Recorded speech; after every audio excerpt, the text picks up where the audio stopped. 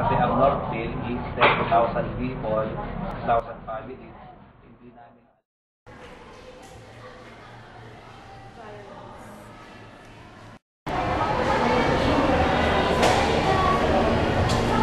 literacy, disabled, waste management, nutrition. Tuluyan na bang nilamon ng kasamaan ang ating lipunan? Makakabangon pa ba ito sa kanyang paglugmok? Ikaw ang estudyante, ano nga ba ang iyong silbi sa lipunan? Isa ka lamang bang pabigat o isang munting bayani? Tila mainit ang issue ng Doomsday ngayong taon. Base sa pag-aaral, sa December 2021 magaganap ang katapusan ng mundo. Paano nga ba sila napunta sa ganitong konklusyon? Ito nga ba ay dahil sa kapabayaan at kawalang bahala nating mga tao? Maraming mga programa at advokasyon ang pinapatupad, ngunit tila nasa kamay pa rin natin ang kapalaran ng mundo. Paano pa nga ba tayo makakaligtas sa mga ganitong pangyayari kung sa sariling lipunan pa lang natin? Waste management. Gaano nga ba ka-importante ang waste management sa lipunan? Magiging epekto kapag hindi mo tulad ng ilog na ito. Makikita sa ilog na to na hindi masyadong pinapractice ang waste management. Nakakalungkot isipin na mayroong mga taong hindi marunong sumunod sa mga alituntunin. Paano po ba? Nakikita po yung mga mayans ng panunod sa pagtapos ng waste management? Majority. Yeah, kamukha niya. Siyempre, hindi mo naman masasabing 100%. No less than 90% yung accessibility.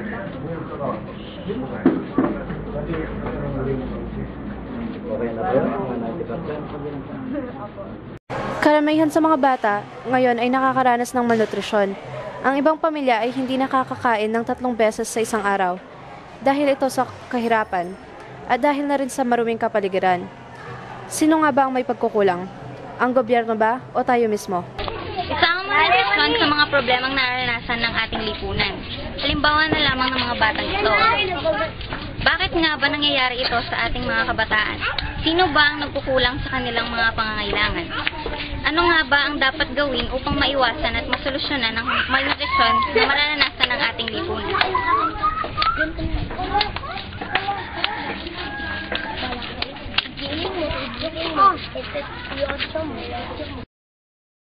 Nag-aaral ka? Uy, ba't hindi kayo pumasok ngayon? Naman dyan ka, yes, sir, kamad, sir. Nag-i-school ka? Matanda na. Lolo! Napicturan mo nga, sir. Saan kayo nakatira? Yan, sir. Kumain na kayo? Kumain na kayo? Hindi pa. Ba't batang hamog? Hindi Hindi na alam na malamigyan sa... Uy, di mo umo. Araw-araw ginagawa niya.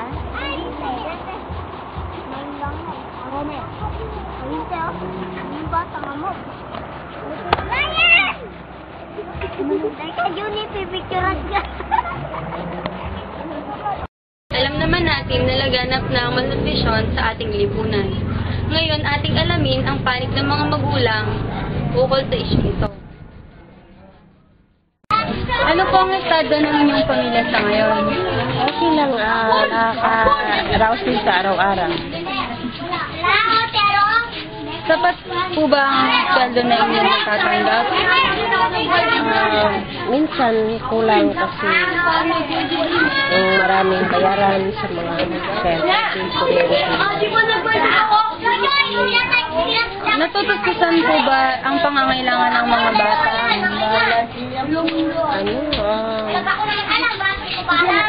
Kasi nag-aral sa akin 2 na kaya parang kulang ang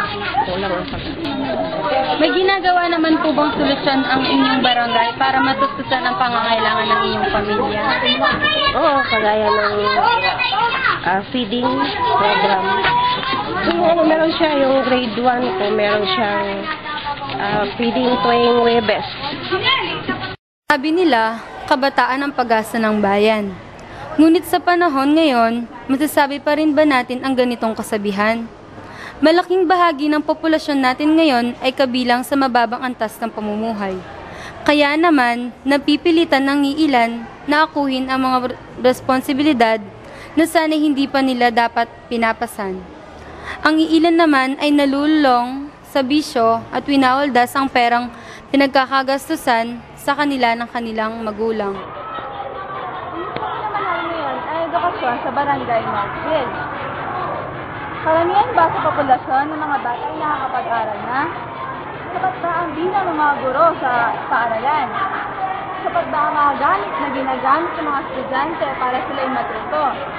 At isa pa, mapasok ba ang mga estudyante nag-aaral o kaya lumiliban na lamang sa klase at saka nagsusulat ng basura sa labas? Tayo't alamin ang katotohanan.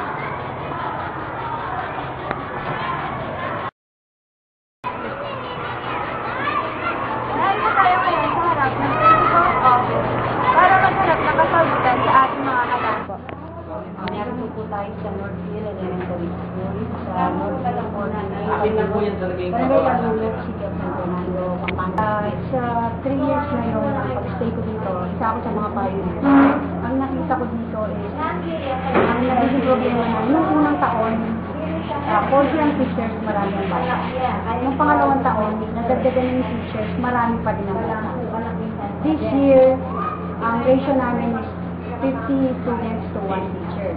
Tapos may mga leading teachers na rin kami. So, hindi pa namin masyadong masasagot kung talaga bang maayos na yung level. Dapat na ba yung mga gamit ng mga bata? Hindi. Kasi sa ngayon, ang books namin is 1:3. O 1:4 pa, minsan 1:5.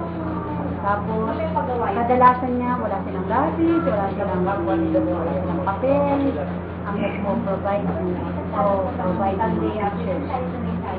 Sapat bang niya ng guro sa ngayon? Oo, sapat na, pero kulang pa. Meron pang, kailangan pa rin dagdagan para mas maging ideal yung size ng klase. Siguro yung kung maayos na pagtuturo, maayos naman eh. Lahat naman na teachers mo maayos magturo, no? Kaya lang, sa pagkaalam sa tanda ko sa pagtuturo, kahit ganong galing ka na teacher, kung yung mga bata hindi naman nila nakukuha yung tinuturo mo, mahirap. Hindi mo masagot na 100% yung... Sa ngayon, meron kami binabalak ng remedial review program para sa mga slow, non-readers sa mabagal ng class. Yung sa bisyo, ako nung visit ako yung first year ko. Meron, patatawag yung parents nila, hindi naman sila dumarating. Tapos yung mga bata, dahil sa environment, galing kasi yung mga bata sa kanila. Kaya karamihan sa kanila talagang hirap sa buhay. Yung tinatawag nilang poorest of the poor. So, parental guidance talaga.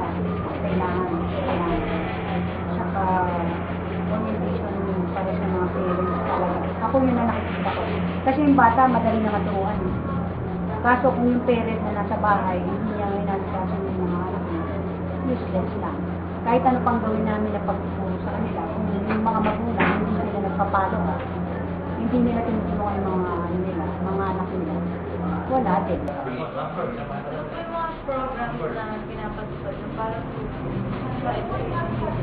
Education, as of now, ang masasabi ko sa inyo regarding education. Ngayon, ang programa namin, this coming November, magpapatayo kami ng Integrated National School. In short, magkakaroon kami ng high school dito sa Bataan. Sa panahon ngayon, tila likas na lamang sa mga tao ang maging bayolente, lalong-lalo na sa mga kabataan.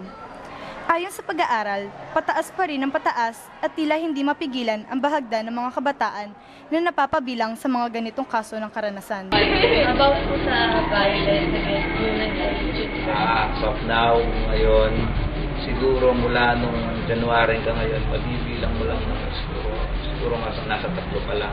So ngayon, last week, meron pa lang nangyari. Last week yata, ang kaso is acts of lasciviousness. 14 years old pa lang yung bata. 14 years old pa lang. So, siguro yung lalaki, obvious na obvious yata. So, minamaltrato niya. Kasi yung lalaki, may asawa na yun. Ano pong ginawa niyo? Ayun, pagka nung klaseng kaso kasi, automatic yun, dadalhin na sa witness test. So, sabi ng CP na kapit, so, automatic yun. Kasi pag ganitong barangay level, hindi na kaya yun. Pag babae minuli siya, ganun, ako considerate yung DSWC. Ganun. Pero suntukan lang dito. Pag hindi sila nagbibigan namin sila tigil sa estilo, kaya parang paalam.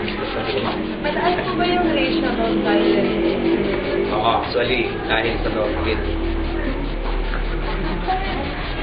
Drugs, ano sa mga patayan? Gulo, sexual abuse, tapos yung mga maraming lasing doon, mga pagkabatuan. Kung tutuusin, maswerte na nga tayo at dapat tayo magpasalamat sa Poong May Kapal dahil biniyayaan niya tayo ng kumpletong katawan. Kung ikukumpara doon sa mga taong hindi biniyayaan ng kumpletong katawan o mga taong disabled.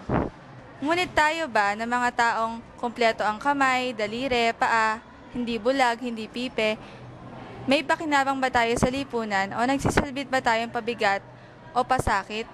Samantalang ang mga disabled persons, nagsisilbi ba silang pabigat o kaya naman ay nakakatulong sila kahit papano sa lipunan sa pamamagitan ng kanilang mga maliliit na pamamaraan?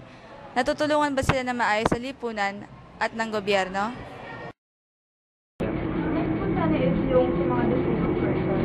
Naano na sila ngayon. Na-activate na yung PWD.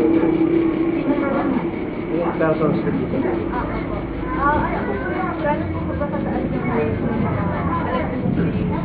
Yung ratio. Ang category kasi ng PWD ng City Road yung mga Manipan lang.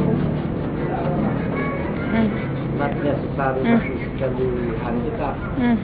Basta hindi na pwedeng magtrabaho, ino-consider ng PWD. Pag sinama mo yon, malaki yung bilang. Madalas silang patawag sa video. For this year, mayroon silang allocation sa amin, nasa 40,000. So, para sa amin nabibigay talaga? Bibigay ko sa kanila yan. Bago magkakot. Paano po ba? Ano po ba magsabi niyo about sa mga... Pati yung senior citizen. Ano po ba magsabi niyo about sa mga people? Kalalasan po ba? Parang pinagsipulan sa Dito yun.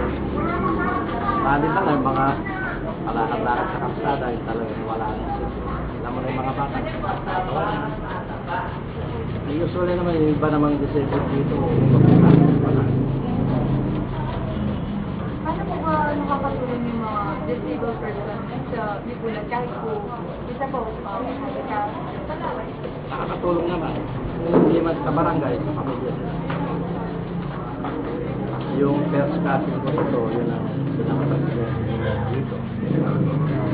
Dahil hindi ang mapagalang ko, tulong sa gawain. Parang may kagayang sinasin po ba yun? Ngayon meron na sila.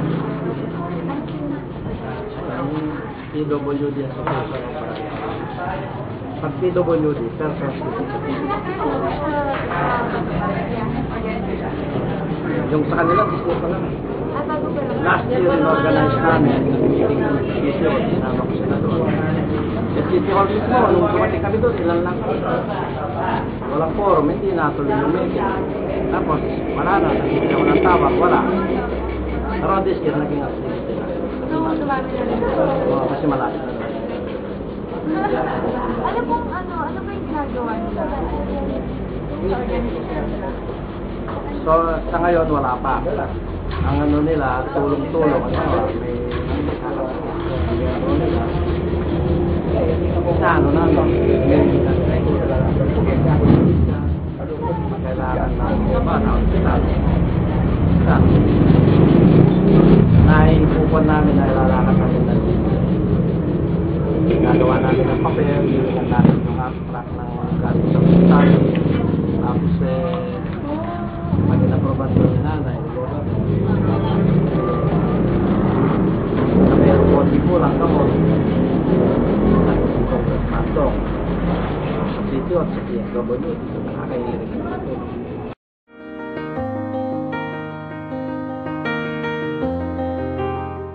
Clouds would like to thank the following: Miss Helen Purgatorio, Mr. Albert Leasing, Mr. Juanito Toper, faculty teacher at Northville Elementary School, and Calulat Barangay Hall. Interviewed by Jillian Lisson, Amy Marie Pingle, Chelsea Dyson, Georgie Malonzo, Micah Sagam, Diane Rosales, Mila Basilio, and Miss Anne Kathleen Brillanti. And directed by Angelica Manalo. This documentary was brought to you by Clouds, copyright of 2012.